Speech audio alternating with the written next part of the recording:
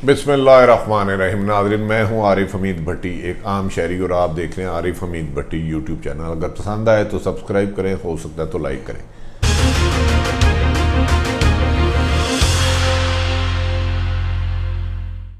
नाज़रीन, करप्शन बचाओ मुहिम के तहत हुकूमती इत्तेहादी और अपोजिशन की रजामंदी से बजट मंजूर हो गया। यकीनी बात है, करप्शन में बच जाने वाले सब इस बात के मुबारकबाद के मुस्तहिक हैं। बहुत सी जमातों ने पहले लारा लगाया, अख्तर मैंगल अलग हो गया, काफ लीग शामिल नहीं होगी, ये वो हुआ, और एंड पे जब आकर असम्बली में तकरीर करने का मौका था, तनकीद करने का मौका था, वीक पॉइंट लाने का मौका था, अवाम की वेलफेयर के लिए बनाए जाने मंसूबों की निशानदेही का मौका था, तो अपोजिशन हस्बे मामूल गाली गलोच, बुरा भला या नामुनासिब अल्फाज, गैर पार्लिमानी अल्फाज कहते हुए बाइकाट कर गई।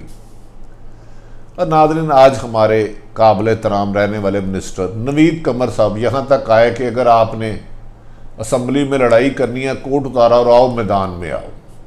सुना था आइन होता है, आइन के तहत एक असम्बली होती है, वहाँ कानून साजी होती है। कानून साजी क्या होती है? जो मुल्क का पैसा लूट रहे हैं, जराइम पेशा या मुल्क की पर बुरी नज़र रखते हैं, मुल्क में इख्तियारात से तजावज़ करते हैं, किसी दूसरे की कत्ल करती है, ऐसे कानून बनाना जहाँ ताकतवर कानून की गिरफ्त में आए और बेगुनाह और आम शहरी को उसके हकूक़ मिले। लेकिन इसके बिल्कुल बरक्स हम 2-3 अरसा दराज से असम्बली की कार्रवाई देखते हैं। अपोजिशन आती है, हुकूमत को ऊपर इल्ज़ामात दर इल्ज़ामात की एक इतनी लंबी फहरिस्त बना देते हैं जिससे कागज़ और स्याही ख़त्म हो जाए लिखते हुए। हुकूमत आती है, वो अपने मुखालिफिन को बुरा भला कहते हुए उससे बड़ी एक फहरिस्त बना देते हैं जिससे कागज़ और स्याही की कमी का एहसास होता है। नाज़रीन, तवक्को की जा रही थी कि ये बड़ा मैच पड़ेगा और हुकूमत से बजट मंजूर कराना मुश्किल होगा, लेकिन ऐसा लगता है तयशुदा मनसूबा था। उसकी एक शर्त साबिक़ वज़ीर-ए-आज़म नवाज शरीफ की बैरून मुल्क होना साबित करता है। दूसरा, अरबों खरबों रुपए के मुबैना करप्शन के इल्ज़ाम जो आसफ़ अली ज़रदारी पे थे, आज भी वो अपने रिहाइशगाह पे हैं या अपना ट्रीटमेंट करा रहे हैं, जो भी हैं। करप्शन के बुलंद व बाले लाखों दावे हुए, लेकिन गिरफ्तार रिकवरी सिफर रही। आज वज़ीर-ए-आज़म पाकिस्तान इमरान खान साहब ने भी तकरीर की और बजट पास कराने का क्रेडिट जिनका असल था उनको देने की बजाय खुद लिया। उन्होंने आके मेरे और आपकी बात करने के साथ साथ इस चीज़ को तो इग्नोर किया ही किया, बिलावल की नकलें भी उतारी, नवाज शरीफ भी की नकलें उतारी। ऐसा नहीं लग रहा था कि ये प्राइम मिनिस्टर हमारी बेहतरी का बजट अनाउंस करने आए जिसमें उनको एहसास हो कि 20,000 कमाने वाले आदमी के अगर 4 बच्चे हैं तो क्या वो 2 वक्त का खाना खा सकता है, बीमारी की सूरत में पैनाडॉल ले सकता है, पेट को ठीक रखने के लिए सादा साफ पानी पी सकता है। तालीम तो छोड़ ही दें, सेहत तो छोड़ ही दें, वो तो अब आम आदमी की रेंज से बाहर है, उसका काम कोई नहीं है, क्योंकि तालीम और सेहत दोनों हुकूमत ने प्राइवेट माफिया को बेच दिया है और प्राइवेट माफिया जश्न मना रहा है, जश्न कि खूब होंगी बातें अगर मिल बैठे दीवाने दो। इस पर एक आला तरीन शख्स को ईमानदारी की सज़ा मिली, उस पर भी गुफ्तगू करूँगा कि इस मुल्क में ऑनेस्ट होना और गलत काम ना करना बाकायदा जुर्म बना दिया गया है, अमलन। नाज़रीन, इमरान खान साहब से बहुत उम्मीदें थी, लेकिन मुझे आज ऐसे लगा है इमरान खान साहब की तकरीर सुन के कि वो लोगों को कह रहे थे कि आम लोगों के घरों पे जाए। क्या इमरान साहब ईमानदारी से बताएं, आज तक आप खुद मोहतरम वज़ीर-ए-आज़म इमरान खान साहब किसी गरीब आदमी के घर गए हैं बगैर प्रोटोकॉल के, जहां चूल्हे में तेल ना हो, आटे की पेटी में आटा ना हो, दूध का बर्तन खाली पड़ा हो, और जहाँ बच्चे रोते हो और गंदे मैले कुचैले कपड़े पहने हों और वही इंसान रह रहे हो जहाँ कीड़े मकोड़े चल रहे हों? आज तक कभी वो आपने मनाज़र देखे हैं? और कितनी दफ़ा देखे हैं? खुदा के लिए एक दफ़ा प्रोटोकॉल के इस हसार से निकल के मुझे हुक्म करें, मैं आपको 80% आबादी ऐसा ले जाता हूँ जो बुनियादी हकूक़ों से ना सिर्फ महरूम है कि उन्हें पता भी नहीं कि बुनियादी हकूक़ होते क्या हैं। اب باتوں سے نکل کے عمل کی طرف آئیں، کچھ کرنا ہے۔ 2 سال بہت زیادہ ہوتے ہیں۔ ماں کے پیٹ میں 9 مہینے کا بچہ ہوتا ہے، باہر آتا ہے 2 سال کا بچہ چلنا شروع ہو جاتا ہے، پاپا کہنا شروع کر دیتا ہے، پاکستان کہنا شروع کر دیتا ہے، پاکستان زندہ باد کہنا شروع کر دیتا ہے۔ لیکن اب تو لوگ ملک میں نفرتیں بانٹ رہے ہیں، محبتیں ختم ہو رہی ہیں، سیاست کو ذاتیات پہ آتے ہیں، ذاتیات سے الزامات پر جاتے ہیں اور الزامات سے ذاتی دشمنیوں میں بدل دیا جا رہا ہے۔ یہ اپوزیشن حکومت دونوں کا کلچر ہے۔ لیکن افسوس کہ ہم نے ہر بار فریب کھایا۔ میں نے بہت پچھلے دنوں سنا، جب سے پاکستان بنا مافیا ہی زیادہ تر حکومت کرتا ہے، کسی مافیا کو نہیں چھوڑوں گا، کسی مافیا کو نہیں چھوڑوں گا، کسی مافیا کو نہیں چھوڑوں گا، وہ آئی پی پیز مافیا ہو، وہ شوگر مافیا ہو، گندم مافیا ہو، کمیشن مافیا ہو، وہ ٹھیکیدار مافیا ہو، لوٹ مار مافیا ہو۔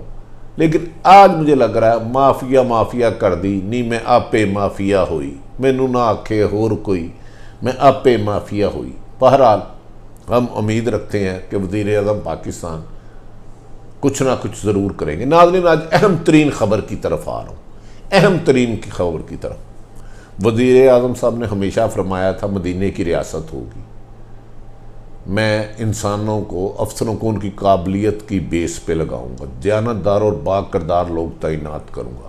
ہم خوش تھے کہ ایسا ہی ہوگا۔ ایسا ہونے سے ہی کوئی بھی ملک ترقی کے راستے پہ گامزن ہوتا ہے، منزل مل جاتی ہے۔ لیکن کچھ عرصہ پہلے آئی پی پیز کا فراڈ کھربوں روپے کا پکڑا گیا۔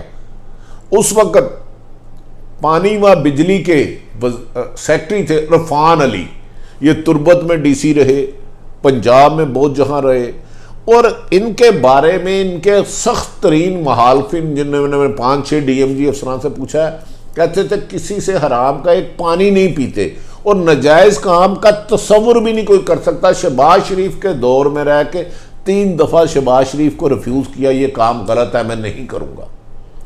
اس کی سزا انہیں OST بنا دیا گیا۔ موجودہ حکومت آئی، یہ فیڈرل میں عرفان علی صاحب لاہور میں ہائر سیکٹری ہائر ایجوکیشن بھی رہے اور مختلف جگہوں پر رہے، اور ان کے ساتھ کام کرنے والے قوم و بیشتر بہت سے لوگوں سے میں نے بات کی، کہتے تھے نہ غلط کام کرتے تھے نہ ہونے دیتے تھے۔ اب بھی جب واٹر اینڈ پاور، یہ بجلی پانی تھے، تو اپنے متحد عملوں کو کہتے تھے کہ اگر کوئی کسی کی کرپشن کی سفارش کرے ناجائز، اسے میرا کہیں، اور آپ نے غلط کام نہیں کرنا۔ یہ ان کے متحد 5-6 افسروں نے ہمیں بتایا۔ ناظرین، عرفان علی نے آئی پی پیز کا مافیا کا نیٹ ورک پکڑا۔